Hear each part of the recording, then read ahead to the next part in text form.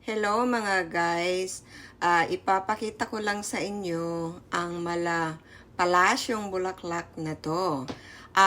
Take note po wala po ako sa Japan. Nandito po ako sa Oregon at yan pong nakikita ninyo ang flower ng cherry blossom. Dito po yan sa harap ng aking trabaho. Noong break ko, naglakad-lakad ako para naman ma-relax at masilayan ko ang magagandang mapipink na bulaklak na yan ng cherry blossom. Ang daming tao na lumalakad dyan kapag break nila para naman ma-relax after work, the long day, hours. So mga guys, take note sabi ko sa inyo, wala ako sa Japan kasi sa Japan lang napakaraming ganyan na cherry blossom. Kasi na-experience ko na rin ang pumunta ng Japan para masilayan ang kagandahan ng cherry blossom at sa mga palasyo nila doon, yan ang kanilang garden sa kanilang harapan. Kaya look at me guys, yan, di ba? Pa-selfie-selfie. Kasi natutuwa sa ganda ng mga bulaklak sa likuran. So, paikot-ikot lang yan mga guys dito sa building sa trabaho ko. Diba? Ang ganda, nakaka-relax. Kahit mahaba ang oras ng duty mo, masisiyahan ka kasi sa nakikita mong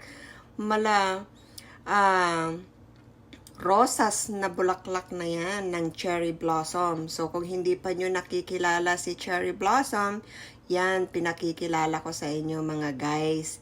Kasi talaga namang nakakamangha kapag nakita mo ng personal ang cherry blossom. Although, hindi pa sila bukad lahat, pero maganda ang kulay niya. And then, kapag po yan ay nalaglag na sa baba, nahulog na yung mga dahon, yan pong floor ay nagkukulay rosas din. Sobrang ganda mga guys. So, ito yung pagsikat ng bulaklak.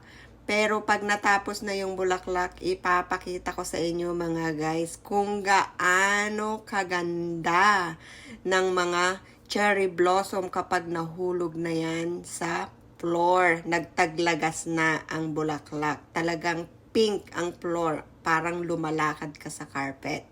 So yan mga guys, nakilala na niyo si cherry blossom at kita naman nyo ang inyong lingkod, selfie-selfie, syempre. Yan lang naman ang magagawa ko kapag nagre-relax ako sa break ko.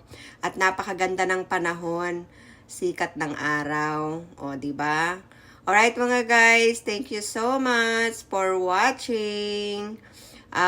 Subscribe more, like and share. At syempre, makita din natin na kagandahan ng cherry blossom. So, hindi lang naman dito sa sa Japan, dito sa around US, maraming cherry blossom. Pero hindi katulad ng